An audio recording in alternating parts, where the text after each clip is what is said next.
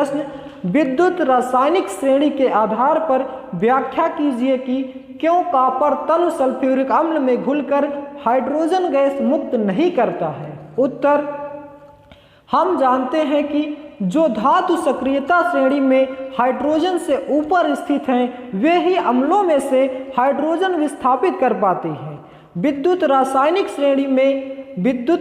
श्रेणी में copper hydrogen से नीचे स्थित है, अतः कॉपर तनु सल्फ्यूरिक अम्ल में घुलकर हाइड्रोजन गैस मुक्त नहीं करता है। फिर से हम जानते हैं कि जो धातु सक्रियता श्रेणी में हाइड्रोजन से ये ऊपर स्थित है वे ही अम्लों के हाइड्रोजन विस्थापित कर पाती है। दोस्तों, जो धातु हाइड्रोजन से सक्रियता श्रेणी में ऊपर है वे ही धातु अम्लों के हाइड्रोजन विस्थापित कर पाते हैं, और जो धातु हाइड्रोजन की श्रेणी से क्या है नीचे है वे कॉपर सल्फ्यूरिक अम्ल घुलकर हाइड्रोजन गैस विस्थापित नहीं कर पाते हैं।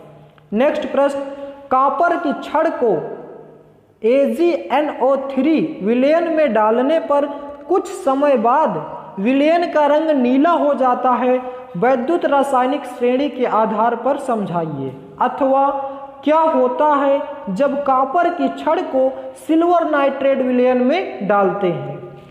क्वेश्चन दो प्रकार से आपके बोर्ड एग्जाम में पूछा जाता है, यानी कि क्वेश्चन अच्छा क्वेश्चन है, महत्वपूर्ण क्वेश्चन है।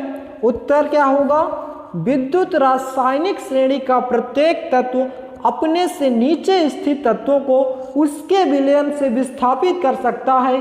श्रेणी में कॉपर का स्थान आर्गन से ऊपर है, अतः यह AgNO3 से निम्नलिखित क्रिया देगा।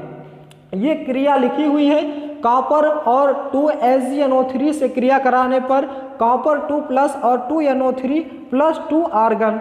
इस प्रकार विलयन में क्यूप्रिक आयन विद्यमान होने से विलयन का रंग नीला हो जाएगा।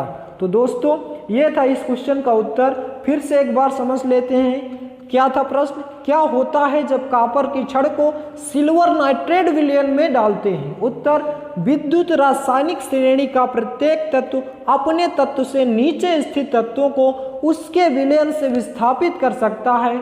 श्रेणी में कॉपर का स्थान आर्गन से ऊपर होता है, अतः यह AgNO3 से निम्नलिखित क्रिया देता है।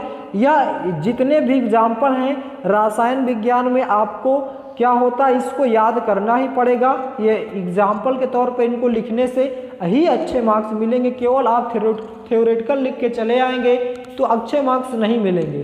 तो ये सभी अपक्रिया जितने भी लिखा गया है एग्जाम्पल, इनको सभी को आपको याद करना होगा। इस प्रकार विलयन में क्यूप्रिक आयन विद्यमान होने से विलयन का रंग नीला हो जाता है। नेक्स्ट क्वेश्चन, निस्तापन क्रिया को उदाहरण देते हुए समझाइए।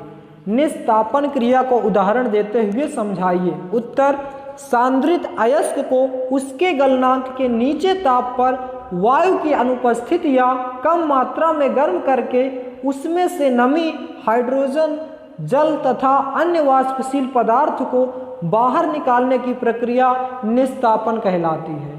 सांद्रित अयस्क को उसके गलनांक के नीचे ताप पर वायु की अनुपस्थिति या कम मात्रा में गर्म करके उसमें से नमी, हाइड्रेशन, जल तथा अन्य वाष्पशील पदार्थ को बाहर निकालने की प्रक्रिया को निस्तापन कहते हैं। इस प्रक्रम में अयस्क को बिल्कुल भी पिघलने नहीं दिया जाता है।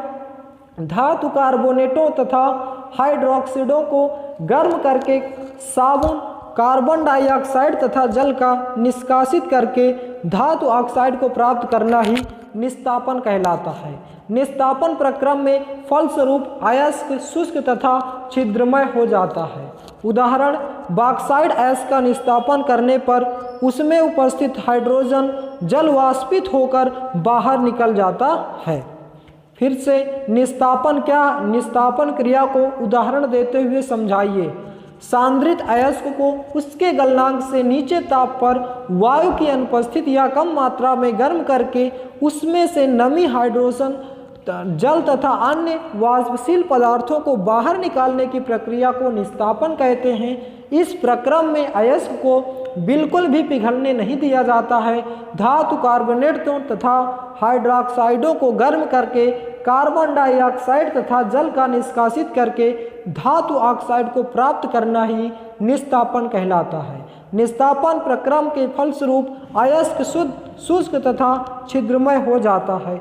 उदाहरण, बॉक्साइड अयस्क का निस्तापन करने पर उसमें उपस्थित हाइड्रोजन जल वाष्पित होकर बाहर निकल जाता है।